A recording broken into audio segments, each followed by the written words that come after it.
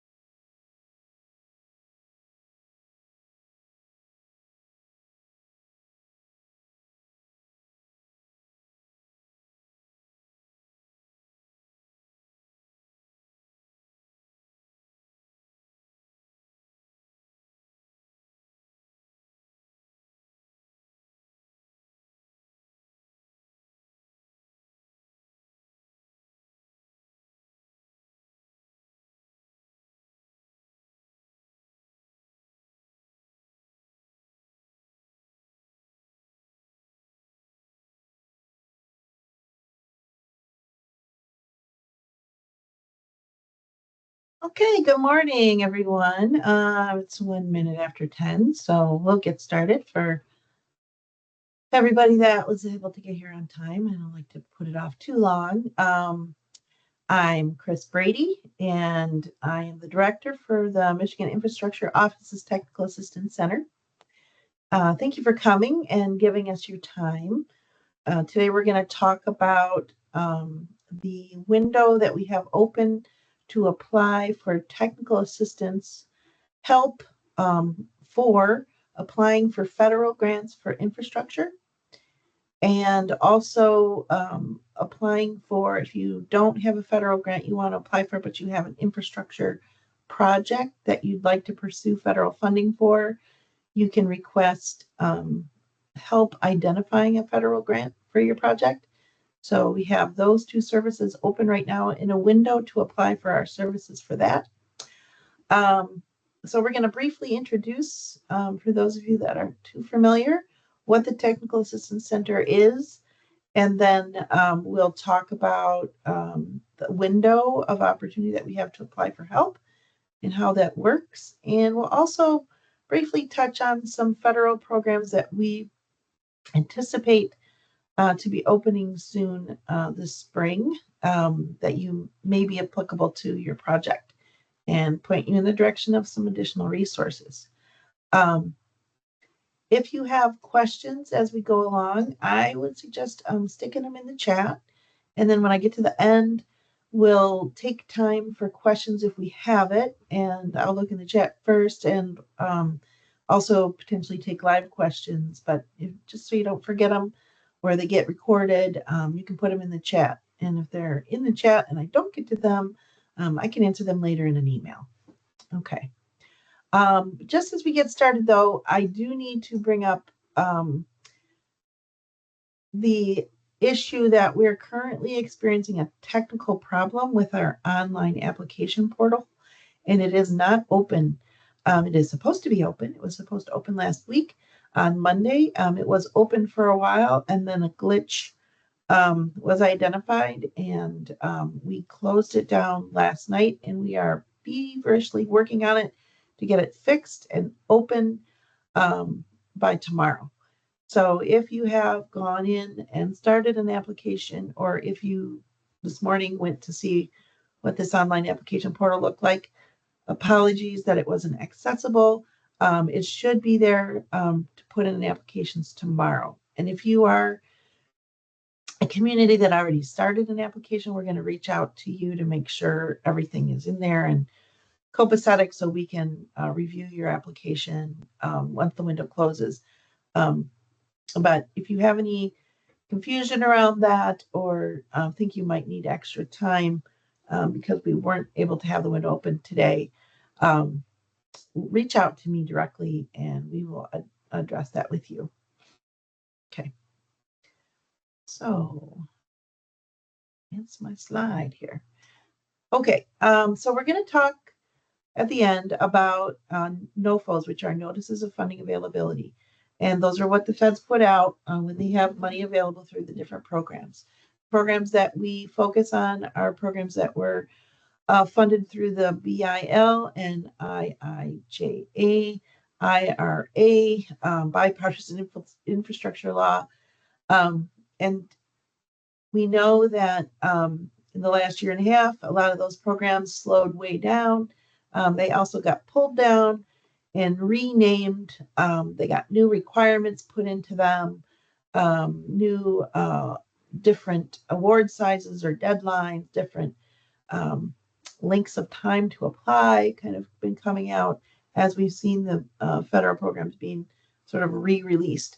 So this is kind of our disclaimer that what was prior to 2025, some pretty predictable timelines as far as when NOFOs were coming out and funding would be available, has become a bit of an unpredictable practice, and we are not exactly sure, but we want you to be ready when the funds do open up and become available. So we're opening our window now in anticipation of federal dollars coming through these programs again very soon. But it is hard to predict, and it is also hard to know what changes might be within the NOFOs that we will be guiding you through. So to make note that we really recommend that if you're not familiar, you get familiar with grants.gov, which is where all federal agencies post their federal grant opportunities. Learn how to navigate that. It's pretty simple. You can go in and look through all federal grants by topic, infrastructure type, area. There's a lot of ways to kind of screen through. What is the type of project? Is it a roads project? Is it a electrical grid project? Is it a water sewer project? Whatever. You can put in a lot of different ways to screen and see what kind of funding is currently open, as well as has been available through grants.gov. So we really encourage you to go in there. And then once something is open, you can go in and read the NOFOs front to back. We also encourage that. So if you have identified the grant that you think is appropriate, especially because the NOFOs, again, are coming out with some new guidance and requirements, we want you to go in and read it cover to cover. I know it's not exciting, but to make sure you're familiar with some of the new requirements. The last bullet there is that one of the requirements that we're seeing is that they are clarifying that all the grant agreements issued under the new NOFOs or contracts issued, they work to include terms that are compliant with the executive order ending illegal discrimination and restoring merit-based opportunity. And there's been quite a few grantees that have been surprised by some of those new requirements. So read that first. That's our big disclaimer. Well, two big disclaimers starting right out this morning, but here we go. Here's our agenda for today. The Technical Assistance Center, brief intro. That'll be first, and then we'll talk about the Window 1 for 2026 opportunity for technical assistance. And then we'll talk about some of those federal grants, and we'll run you through what we call our fact sheets on federal opportunities, which if you've taken a moment to go to the MIO TAC website, and you've seen some of the buttons you can push. One of them is takes you to the list of all the fact sheets that we have, and some of those again are from before, and some of them have been updated as they've come out in 2025 and 26 so far. Encourage you to look at those fact sheets because they're kind of like crib notes on the NOFOs. They're summaries of what the programs are and who's eligible. They also have examples of who's won programs or grants through those programs in the past. So those are nice quick fact sheets. So we're going to show you those at the end of the presentation today. But they do not take the place of reading the NOFO word for word if you are going to prepare an application. And then we'll do Q&A. So let's get started. What is the MIO TAC? The Michigan Infrastructure Office Technical Assistance Center has a mission principles that we've been working towards for the last 2 years, 24, 25. This is our 3rd year in operation, and we want to be a partner with our communities. We want to work closely with Michigan communities to understand your priorities for infrastructure and help you achieve your infrastructure goals.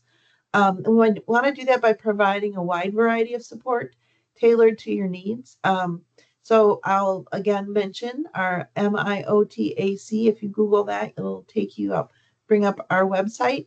We have a lot of other types of resources there, and I encourage you to check it out so that there may be other things we could help you with. But this one, again, is regarding the windows for technical assistance for grant writing that we offer.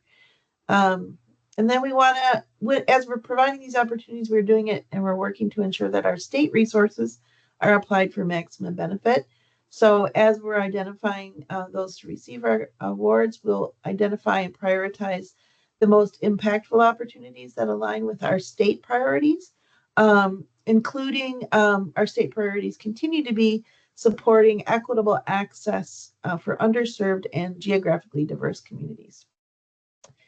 And we're going to do all that, and with it, we're going to provide a model for how the state of Michigan can promote investment in infrastructure. We want to showcase innovative ways for our state government to encourage sustainable infrastructure investment while building local capacity. And the technical assistance is there to build local capacity. We're there to help you write the grant, but we also, the consultants are there to show you how to write the grant. So you work alongside our consultants in the grant writing so that the next time you have an opportunity comes, you have that in your toolbox, all the learnings from them in your toolbox, and you can tackle it with your existing staff. So that's one of our goals, is to increase your capacity.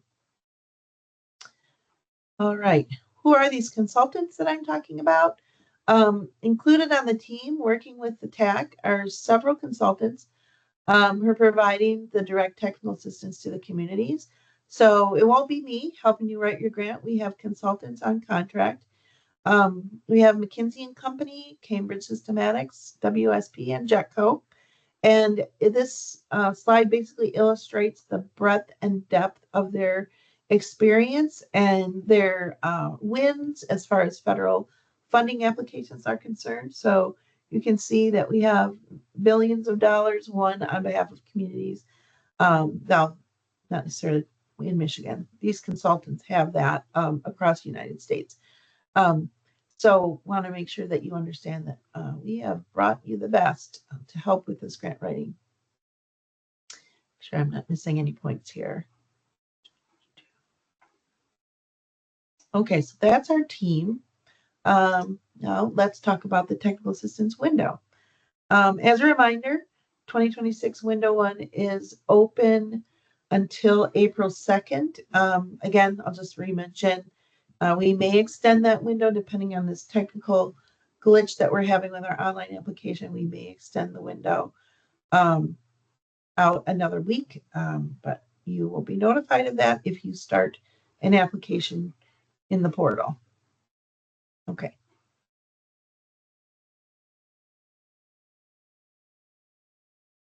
There we go. Okay, so what can you get if you apply? We're currently providing 4 types of technical assistance. There is 4 opportunities that are available to you, and 3 of them are kind of, well, actually 4 you can apply for, but one of them is just kind of automatically provided. So you can apply for grant identification. Again, I talked about that. You bring us a project, an infrastructure project that you're interested in finding a federal funding source for, and we can help you identify grants that are out there, or we anticipate being out there, that would be applicable and that your project would potentially be competitive for. And then we provide, after we do the research, we meet with you, we go over your project, then we do the research, and then we have a workshop with you and provide you with all of the guidance on what funding might become available and where you would find that funding, and how to prioritize which one to apply for. So that is sort of a investigation into your project, and then a workshop to give you a good direction to shoot for. Then you can also apply for grant writing. And grant writing comes with sort of the grant writing process management.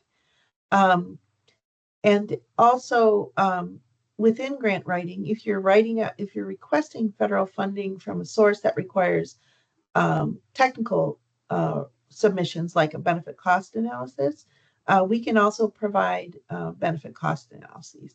So just to put that in there under grant writing, that is another service. For the larger grants like BUILD or RCE, which we'll talk about later, benefit cost analysis are often required for larger infrastructure projects, transportation type, and we can do those BCAs on behalf of your project if you are awarded. And then finally, we have match funding that you can apply for. So most of the federal grants require a certain amount of local match. Sometimes they don't if you're in a historically disadvantaged community or meet some other type of requirement. But typically there's generally a 20% match for local funds. And MIO TAC has funding set aside that if you are awarded and we help you write your grant, we can help with a portion of the match funding. We can't do 100%. So you need to be thinking as you're thinking about particular funding sources, where you might get some local funding to match the federal grant you might want to apply for. But we can definitely commit funding to help fill gaps that you may have in the match requirement. So that number 2 there, readiness analysis, that is something that we do automatically for any community requesting grant writing or BCA or match funding or any combination of those. We will do, when you put your information in about your project into the portal, we'll do a readiness analysis to see if the grant and the opportunity you've identified is appropriate to your project and if it would be competitive based on our understanding and experience. And then we would provide a readiness memo. So again, you don't really request a readiness analysis, but we do it anyway, because we're looking at your project and the appropriateness and the competitiveness it would have for federal funds. And then we let you know how competitive we think it might be. All right, make sure I haven't missed any points here.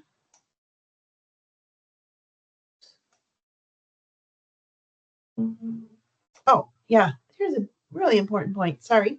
It's important to note that all of these services are free. The Technical Assistance Center is excited to offer these services at no cost to recipient communities. All of our costs are paid directly by the Michigan Infrastructure Office's Technical Assistance Center. Because the state of Michigan has already gone through the procurement process for those consultants that we talked about earlier, and we have them under contract, the technical assistance can be deployed very rapidly once a community is selected to receive it. There is a grant on our target list with this window that is due by May 1st. As an example, once you are awarded, if you're applying for assistance with that grant, we will see that and we will do our scoring for any applicants applying for assistance with that particular grant immediately. And then we can, if you are selected, we can assign and we will get in touch with you very quickly. Which means if we can deploy very rapidly, we need you to be ready. Once we can deploy a consultant to you, we need you to be ready with staff and folks ready to respond to requests for information and collaborate with us as we write the grant. But having those consultants has been very advantageous because as we've seen lately, the feds drop large and often complicated NOFOs with little time to respond. We're seeing a lot of, several very large NOFOs coming out under EPA with 2-week turnaround for concept papers. So thus, we are opening this window prior to those grants opening up so you can be ready when they do. So if you're applying, please be prepared to spring into action. Okay, this is who can apply for technical assistance in the window. These are the entities that are eligible for tax support.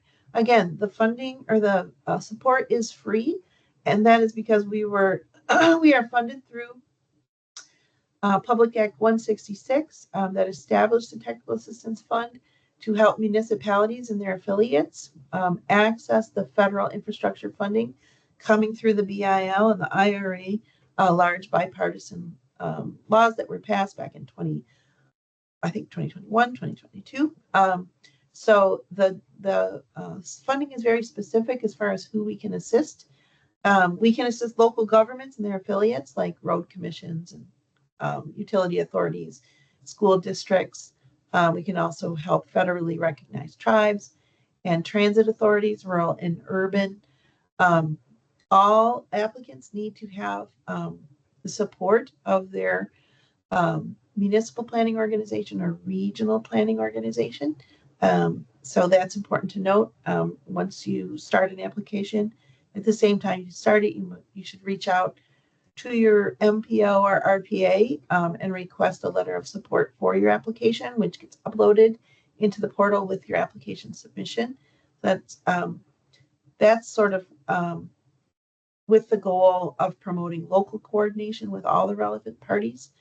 If you are a non-governmental organization applying, you must demonstrate support of your local unit of government. If you are non-governmental, you have to have a partnership with the local unit of government typically, and they need to be an applicant for the technical assistance, and they will probably need to be the applicant for the federal funds. So if you are a non-governmental entity, you may want to reach out and just have a conversation with me about how to apply, because basically most of these funds are for municipalities of some sort, and if you want to access them, you're going to need strong partnerships. Finally, eligible applicants need to demonstrate access rights and approvals of local site ownership when it's applicable to the project.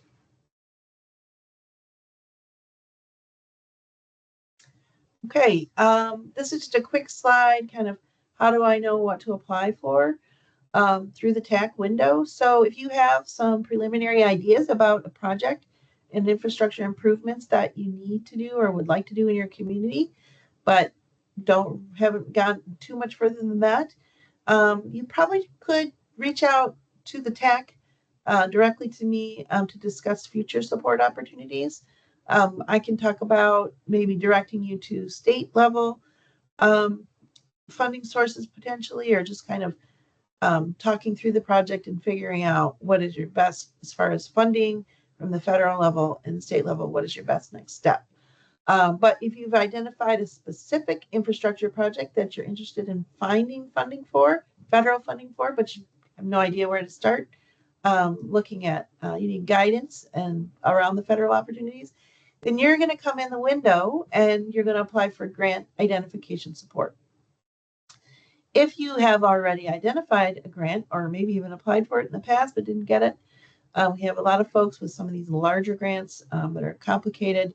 They can apply 2 or 3 times, and hopefully finally be awarded. But if you have that grant known but need help writing it because there's capacity issues or you've never done that before or whatever it might be, you can apply for grant writing and grant management and or match funding support.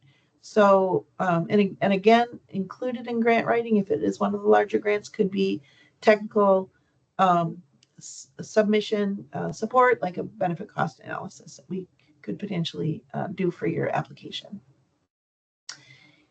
Down at the bottom there, it's important to note here that applicants will be notified when they are preliminarily selected for grant writing or match funding.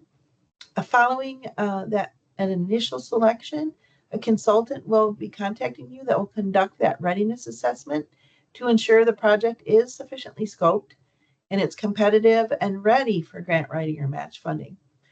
So let's say it's determined not ready to apply for that grant, and you've identified it, but we determined that it's not the appropriate grant, or you don't have enough, you haven't gone enough in the pre-development phase to be ready to be competitive, then we may offer you alternative technical assistance options. So all is not lost if you are determined not ready to apply for a particular federal grant. We'll talk about that in a minute.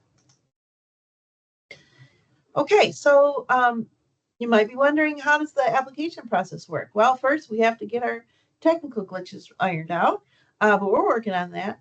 But then what happens when you can apply? So this is our first window in 2026.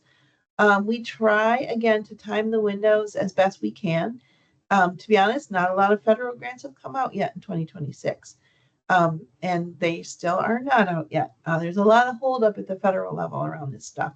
But what we're expecting is kind of the floodgates to open pretty soon.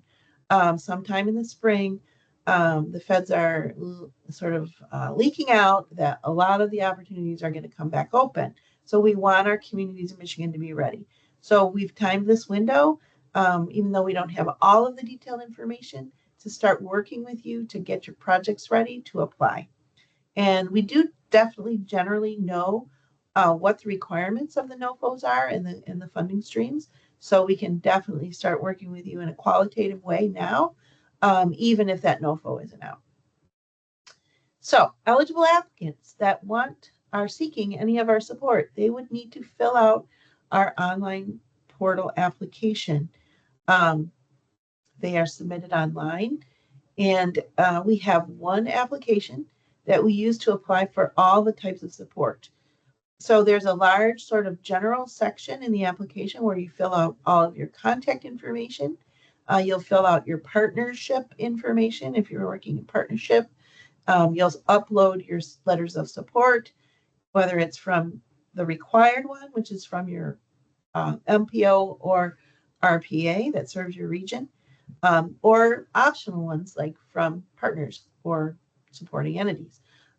You'll put all those in the general section, and then you'll select, once you fill out your project details and where you are in the planning process and all the pre-development process, if that's applicable, then you will fill out a corresponding application segment, which you will choose one or some of them. And there are segments for grant identification, grant writing BCA, and match funding support. So you can choose more than one of those sections to fill out, except when you're requesting grant identification. Grant identification is its own thing. If you're asking for grant identification, that is all you can ask for that project. You cannot ask for grant identification and grant writing at the same time. We will award grant identification and go through the process of looking at your project and identifying federal grants and giving you that report that I talked about, that workshop that I talked about earlier.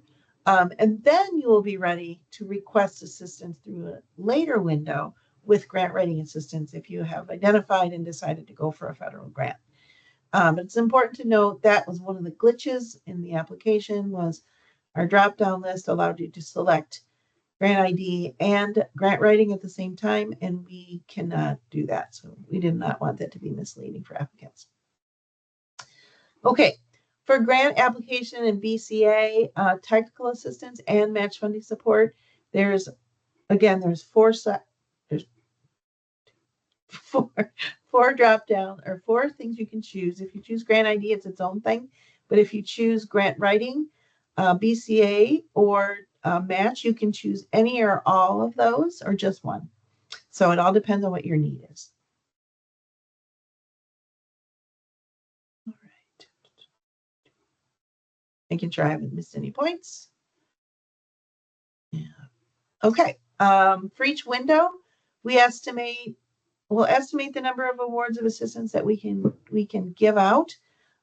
So for this window on 2026, we anticipate awarding about 6 communities with grant ID and probably 10 communities with grant writing services or match reservations for federal grants. But just be aware, those are just estimates. It depends. We're going to review the applications that we receive and determine the amount of assistance needed. It might be possible to award more, and if it is, we will. In other words, if we receive several applications that only need a light touch, we might be able to select more communities to receive technical assistance. And in some instances, we might be able to group communities together to receive assistance in the rare circumstance that there's very similar applicants at similar stages of the game. So just to be aware, that's an estimate. Okay, this is just a schematic that shows you how the process kind of flows for grant identification. We have the window open. You fill out and submit the application in the application window. We will review your application and choose whether to support it with grant identification. We'll reach out to you and let you know that we have selected you for grant identification and confirm the services that you want and assign the consultant.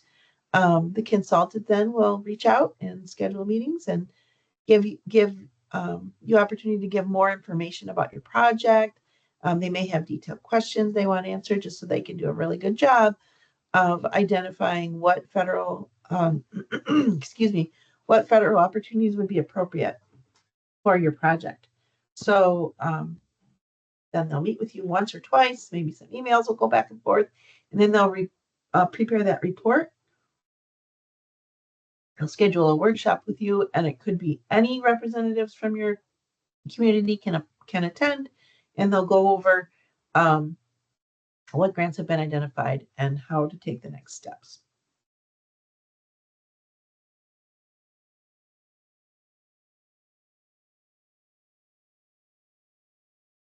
All right. So for grant writing, potential BCA, and match funding support, the application process looks like this. And a high-level overview, you'll apply. We will review your application and do a preliminary selection of those that have scored high enough to receive grant writing or BCA or match. And then we will do that preliminary review, which will tell us if your application looks competitive for the federal funding that you've identified you want help with. We may reach out and ask for a few more details so that we're doing a good job assessing your competitiveness and readiness for application. If your project is determined ready to apply, then we will assign the grant writing consultants, and they will work with you immediately to start setting up a series of meetings and for data gathering and that kind of thing. And then we'll provide that grant writing support. If you are requesting match along with grant writing, we'll work with you at the same time that you're getting grant writing support to determine your match gap. So you'll get a form to fill out that talks about your budget and how much you anticipate the project costs to be and where you anticipate those costs are coming from. And we ask for documentation of any locally committed sources, et cetera. And then we determine when we're working with you what the amount of matches that we can pledge to your project at the same time that the grant's being written by the consultants.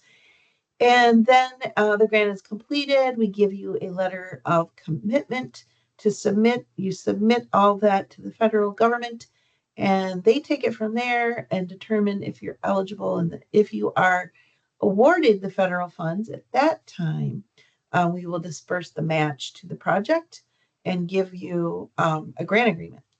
If you are not awarded the federal funding, then the match commitment is voided and the funding goes back to be available for other projects. So it's important to note, sometimes folks have been confused and thought that our award was an award to their project, regardless of getting the federal award. It is not. It is only intended as the match to the federal, helped meet the match required by the federal government. So if they're not going to give an award, we will not be awarding the committed match dollars either. So that's important to notice. And then if we determine, excuse me, that your application is not ready for grant writing assistance, we will give you some feedback through that readiness assessment, and it will tell you where we think it might be weak, what you might do to improve it. And we might give you further guidance. We might offer you other grants that we identify that would be more appropriate. And we would encourage you to request grant writing assistance in subsequent windows if you identify a more appropriate grant or are able to take some more steps to get ready to apply again. Okay. Oh, also, when we have these windows open, we provide a target list of federal grants that we'll supply grant writing for, but we also always offer an other category. So we ask you to identify the federal grant, but if you choose other, we want you to tell us what federal grant you want help applying for. And then we will determine if we think that it's coming out or not, and we'll contact you if there's any problem with an other federal grant that you identify. But typically, we are funded to supply technical assistance and match funding for federal infrastructure grants that are funded through the BIL and the IRA originally. So it's important to note. You can choose other, and we will vet your other if you select that. Okay, again, the window is open now until April 2nd. Before filling out the application, we provide a guidance document, and there's links to that in the email notification that you got about the window. There's also links to it on the website. It's not long, and it's a pretty easy read, but we encourage you to read the entire guidance document about the technical assistance window so you kind of know what you're getting into, and makes it easier for you to get through the process.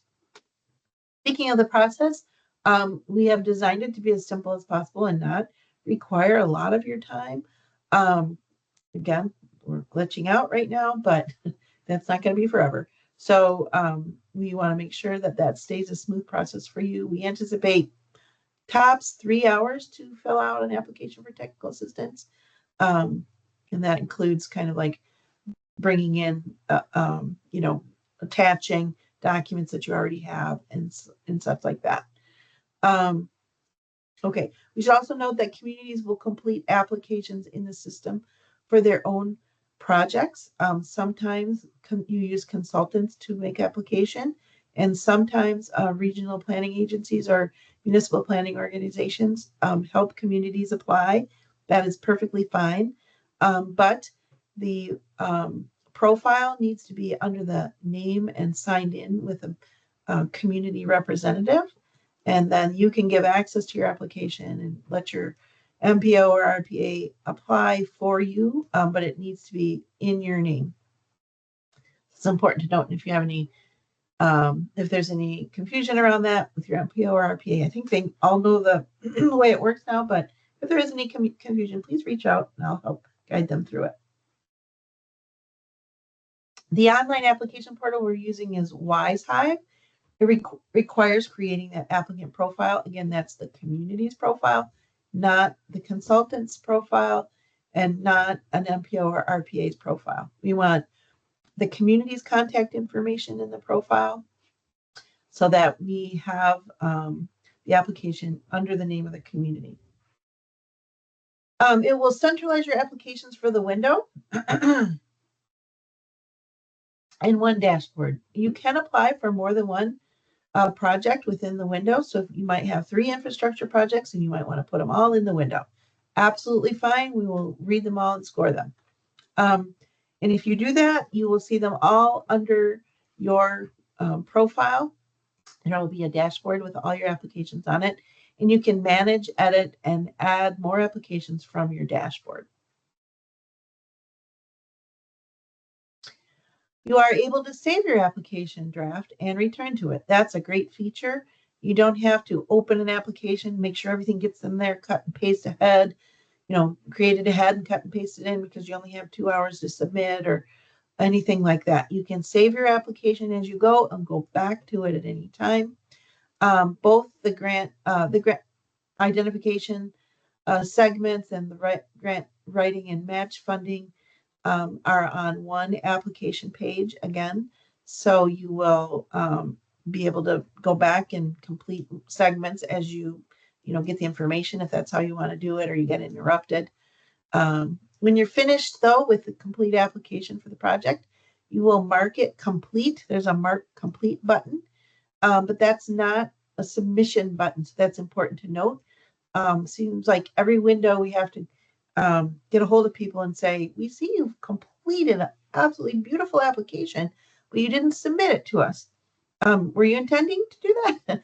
Typically, folks did intend to submit. They just forgot, only marked complete, and they did not hit that submit button. So once you mark complete, it does open up or bring up a submit button, and you need to press that as well. You need to hit the submit button to submit the application so it is submitted on our end. And then when you do that, you'll know you did it because you'll see the green complete button when your submission is successful. Also good to know, you can edit your application even after you submitted it. You can pull it back down and change something. You can attach something new, edit your answer, whatever you want to do, up until the due date and time. At that point, we will pull them all down so that we can begin reviewing them. But if you are, getting it done because you're going on spring break and you want to get out of here, great, submit it. But then if you're on spring break and you realize you forgot something, you can call your cohort back at the office and say, pull that down and add something to it. That's perfectly fine. Up until the moment it's due, you can do anything with your application. It's still yours. Okay, just a quick review. This is a general timeline that we're going to follow.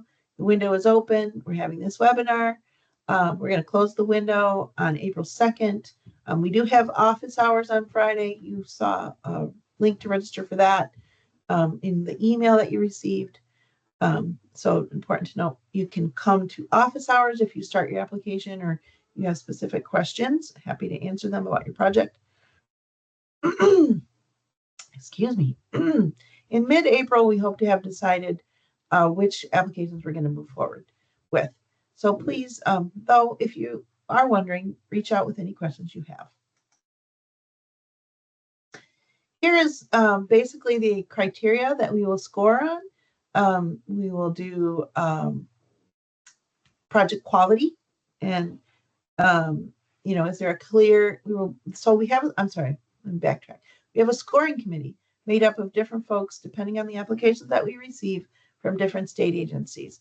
So they will be scoring the applications and they will be looking for these criteria.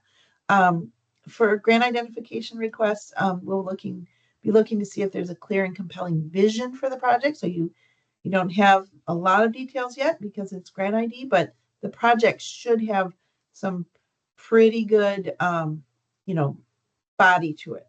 So we'll be able to tell, what is your vision for that project? Is it innovative? Is it collaborative? What's the need for the project? Is it clear that you have a need for that project? Did you describe that in the narrative? Also, does the project address any of our state priorities? And those are listed within the application, so they won't be a mystery. And you'll be able be given the opportunity to identify the state priorities that your project also helps the state as a whole meet and explain how. So that'll be an important piece for you to kind of think about and and fill in.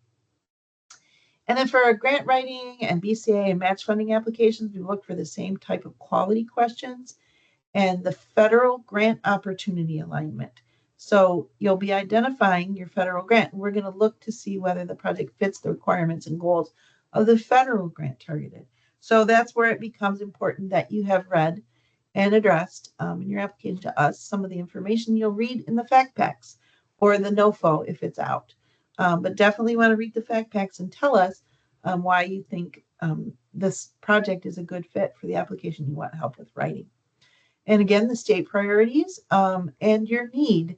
There will be plenty of opportunity for you to express the need for this project in your community, and as much information as you can give on that is good. It is difficult for us to assess the need for the infrastructure project if we just hear things like the pavement's deteriorated. Okay, that's important for sure, absolutely. But what else? I mean, okay, the pavement's deteriorated. Who uses that road? Is it important for economic development? Is it important for, getting buses to the schools. So we need to know, I mean, the more you can put in about why that project is important and the need for this infrastructure improvement, the better. It helps us to make more full review of your project. And then your readiness for applying. So there's a big section in the application that asks a lot of questions about the pre-development work that you've done. And we will read that and figure out how ready you are to apply for this federal funding source that you have identified. Finally, we do award bonus points for rural and disadvantaged communities and geographic spread of projects. Again, those remain priorities for the state. Okay, next, these are the grants, the federal grants that we're targeting with our technical assistance this round.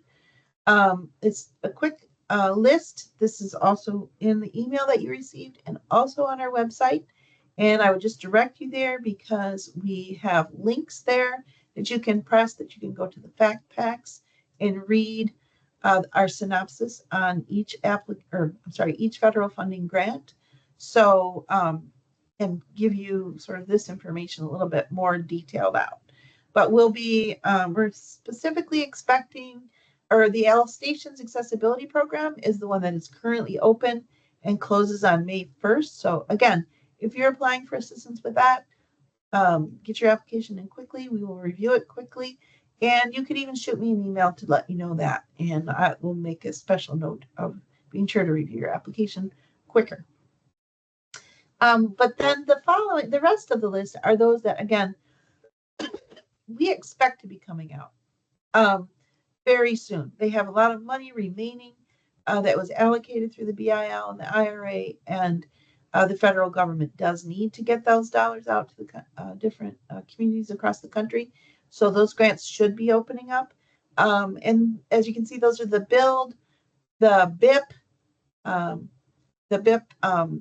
capital grants, the BIP planning grants, the rail grants for Chrissy, and transit. There's even some pilot transit grants coming out, as well as the Protect grant, another rail grant, which is a railroad crossing elimination, which is a safety grant. If you have railroad crossings, crossing roads in your community that are dangerous, this grant will help with that. So, and make them more safe, reroute or reconstruct intersections so that railroads are not crossing over streets. It's turned out to be a big safety issue in our country, as well as safe streets and roads for all, which is a lot of different safety upgrades to roads and highways. Okay, so feel free to look that over and go to all those links and check them out. So this is a fact pack, and I'm just going to sort of show you a couple of our fact packs, which give you some summary details about these opportunities. And again, some of these fact packs are from 2024 because the feds have held up a lot of these programs and are coming out with new ones soon. But this is and as they come out, we will update them on our website. But notice the dates that are on our fact pack so that you know if you're reading a fact pack that's based on an older one or older NOFO or a new NOFO that's been released. Bridge investment programs for small bridges. Again, we do not know exactly when it will be released this year, but it was released in November, or it was to be released in November of 2025. So we expect it very soon. They keep saying that. So we hope it's coming soon.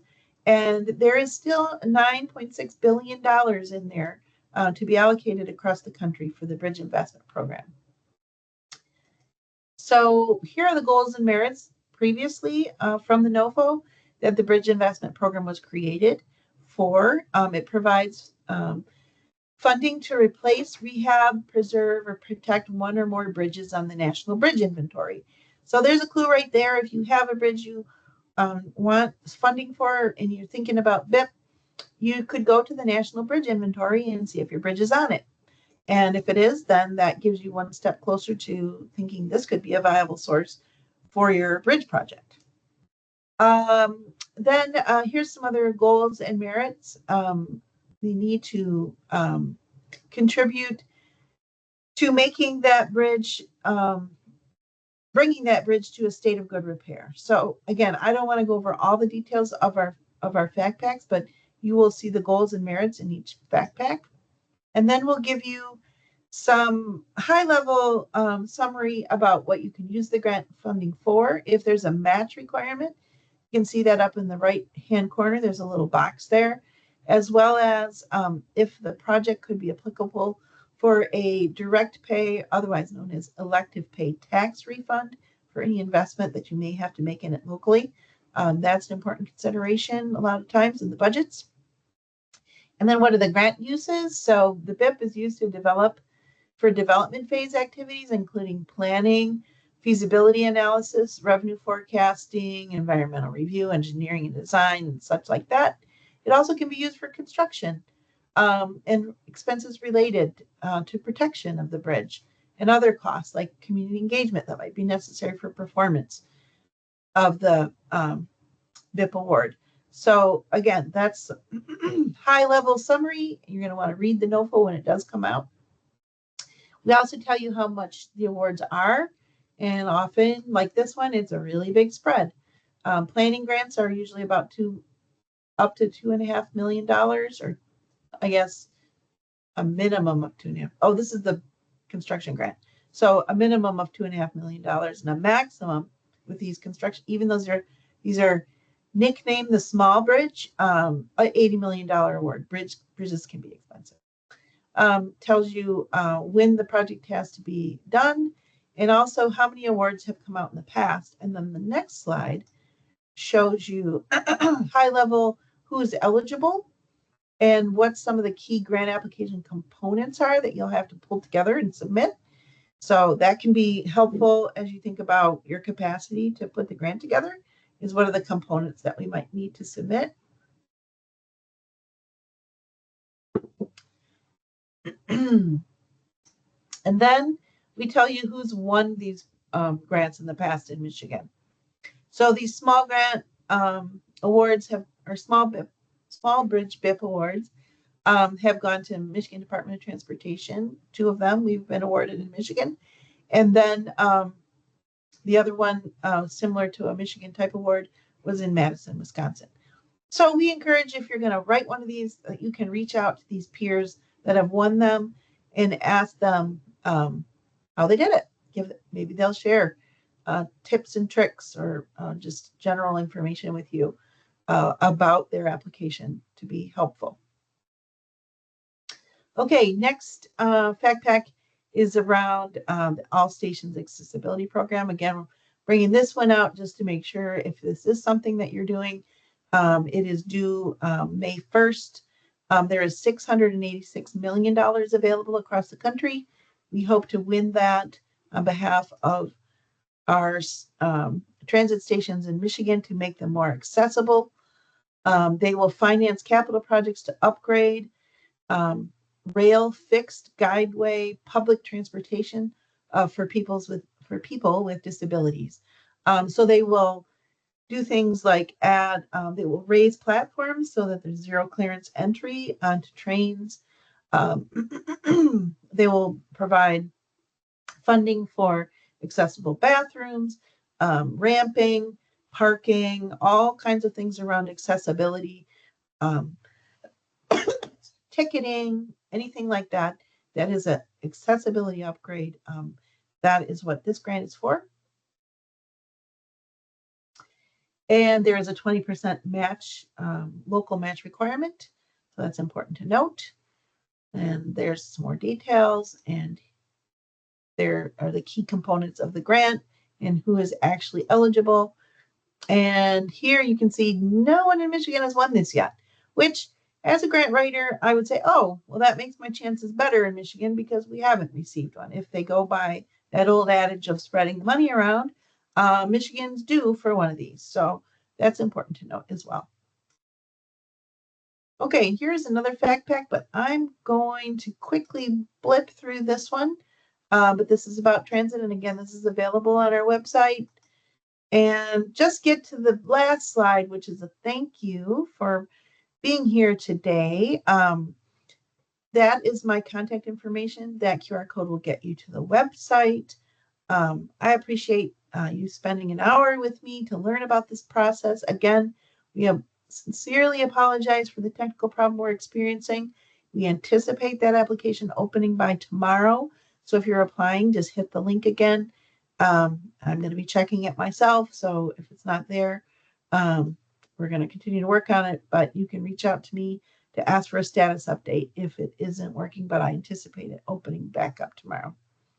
And again, a reminder that we are having office hours on Friday, and that is at 9 a.m. So if you do get in there and you start filling it out, you have questions on the application or questions about your project, come to office hours on Friday and ask your specific questions. And if it's a tough question, you could email it to me ahead of time so I have a chance to prepare a really good answer as well. So that's really it for this presentation. I don't see any questions in the chat. We have a couple of minutes before the 11 o'clock hour. So if anyone has a live question they'd like to ask, I can unmute. If you raise your hand, I can unmute your microphone.